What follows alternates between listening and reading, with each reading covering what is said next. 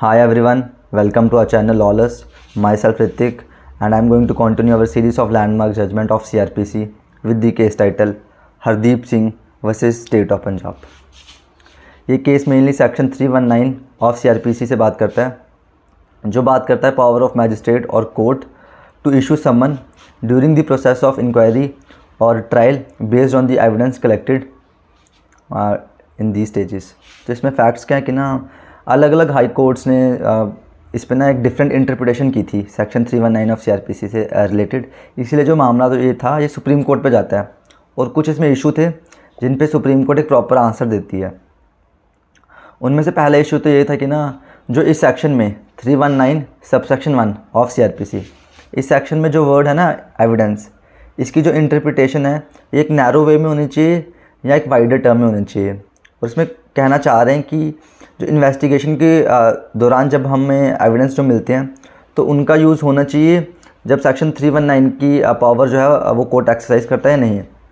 दूसरा इसमें इशू ये होता है कि ना कोर्ट की एक सेटिस्फैक्शन कितनी होनी चाहिए कोर्ट की जब वो सेक्शन 319 में किसी दूसरे इंसान को समन इशू करे as an accused.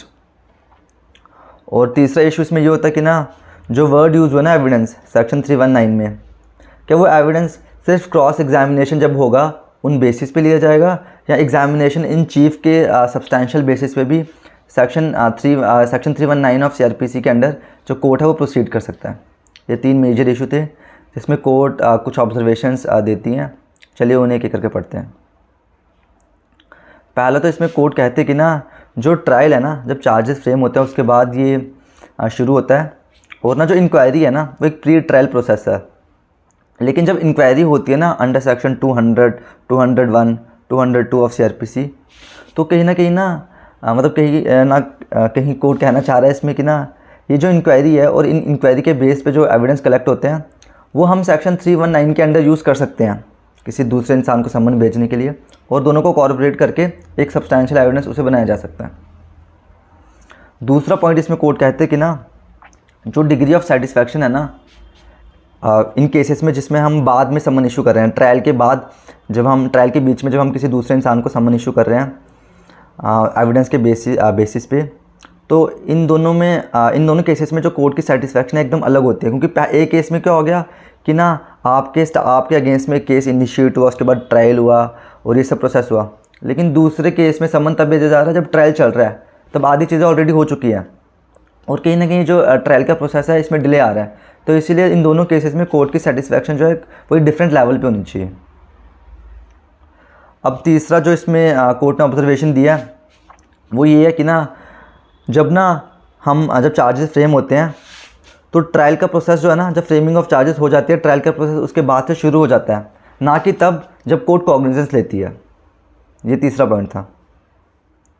Fourth point इसमें ये कोर्ट ये कहते हैं कि ना जब सेक्शन 319 में जब कोर्ट एविडेंस ले रही होती है ना तो ज़रूरी नहीं कि क्रॉस एग्जामिनेशन हो रहा हो या उसके बाद जो एविडेंस कलेक्ट हो कोर्ट उसके बेसिस पे किसी दूसरे इंसान को समन इशू करे।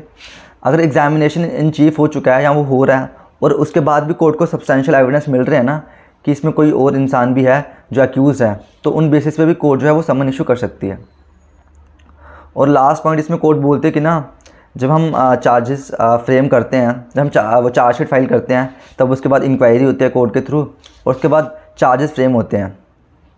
तो ना जब चार्जेस फ्रेम हो जाते हैं तो उसके बाद से ही ट्रायल का प्रोसेस शुरू हो जाता है और उस बीच जब तक जजमेंट नहीं आ जाती कोर्ट के पास पावर है बेस्ड ऑन द एविडेंस कि वो सेक्शन 319 के अंडर किसी को समन इशू कर सके जो कोर्ट को लग रहा है कि अक्यूज़ है।